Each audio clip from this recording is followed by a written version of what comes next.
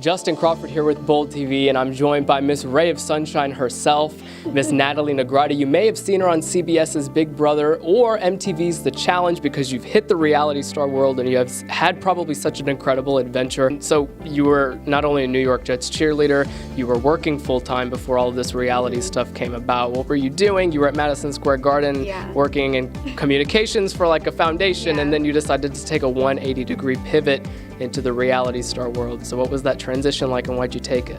Well, I started off as an intern for the New York Knicks at Madison Square Garden at the same time that I made it as an NFL cheerleader. So that all happened in 2012. I was going to college, an NFL cheerleader, and working for the Knicks. So it was a lot. Then I got my full time and I started working for the Madison Square Garden's nonprofit Garden of Dreams Foundation full time. That was amazing. I had to retire my palms after 3 years because I had to get a full-time job. Obviously, I was an adult now. Just so happened to be in reality TV, right?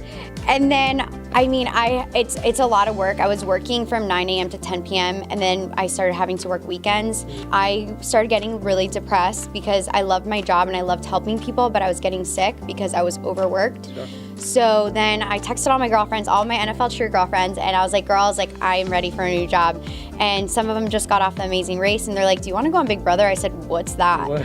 And it's crazy because I got a phone call for it was the same week, it was something ridiculous. Got a phone call from The Bachelor. They're like, hey, like, we're interested in you. I was like, stop calling me, like, I never signed up for this. Right. My other best friend, Alyssa, that's not even my college roommate, signed me up for The Bachelor. So I'm like, what is happening now? So it was pretty exciting to be able to transition into TV after.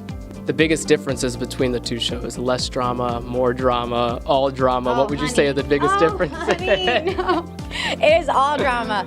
No, Big Brother is more of a family show, you know, so we don't really curse as much.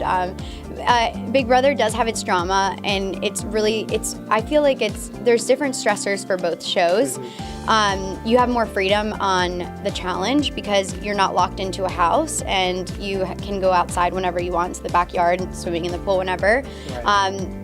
Big Brother is completely different. You're stuck in this house. So there's different stressors, and also the challenge is like Big Brother on steroids. People are vile, they will get in your face. People are more confrontational, they're more prone to fighting. Yeah. So they can be a little nastier on the challenge, just to be honest with you. So let's talk about the fact that you were a cheerleader, I was a cheerleader. Yeah. You've been a ball of sunshine. You walked in here and I immediately thought to myself, wow, like, you're the female version of myself. Like, you're so uppity. What was that experience like, first of all, for cheering for the New York Jets, and what did you learn from that experience as a cheerleader? Being a cheerleader, people don't realize it's a lot of discipline, it's a lot of hard work.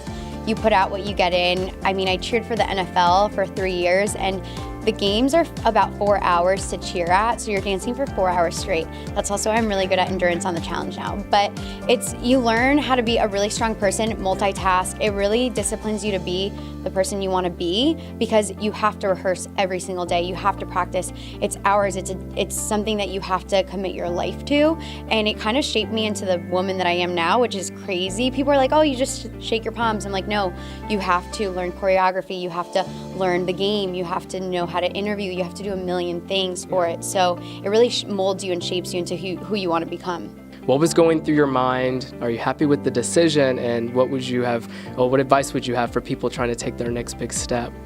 I mean, it was a really scary moment for me because, I mean, imagine, like, I have my student loans, like I said before. I'm quitting my real job. I just, you know, I mean, it was a lot. Like, I quit my dream of cheering professionally to work full time. I was exhausted.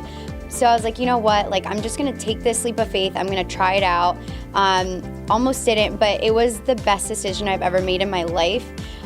People don't realize, like, obviously they see all the glitz and glam that, you know, reality TV and, you know, a little stardom gets you.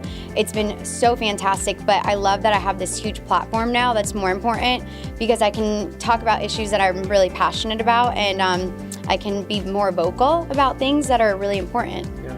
How do you plan to take some of that influence and hopefully positively impact a community or a group of people who are following you now? Because obviously with reality television will come like a lot of fame, celebrity, and traction. So what are your hopes in terms of what people can gain from your influence? Well, I am Venezuelan. I'm from Caracas, Venezuela, and I just really want to represent the Latin culture, especially being a female, all about equality.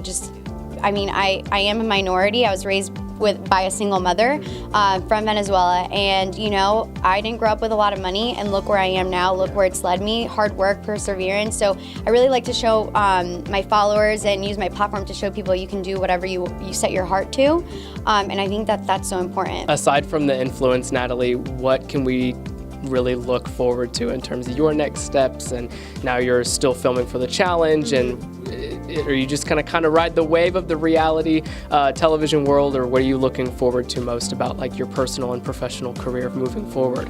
I mean, I let life and God guide me. I put good karma out there. Everything's been coming back really great. 4 shows in 3 years. So my next show, it aired actually this week. So the Challenge War of Worlds, which was exciting. So you can tune in for that one. But I've been just focusing on my career and my personal life. I want to learn all aspects of TV. I just casted for my first show. So that was really fun to do the casting process, reaching out, interviewing people, which was so different. People were like, wait, are you scamming me because are you Natalie? And I'm like, yeah, but I'm just doing this. This is fun.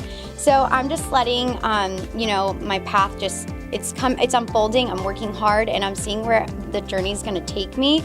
And I've been in a relationship now. I have a girlfriend, and I've been happier, so that's good. So give us a little bit of a hint on this thing you just casted for, actually.